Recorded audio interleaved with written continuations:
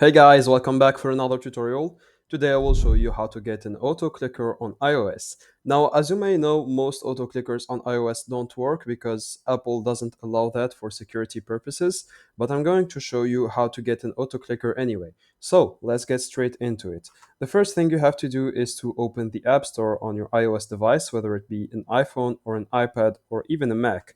Now, once you have opened the App Store, search for auto clicker and then download this app, this particular app, because the other ones don't work. So click on it and then here start the downloading. As you can see, it has 4 stars for 2.5k ratings, so it's really good.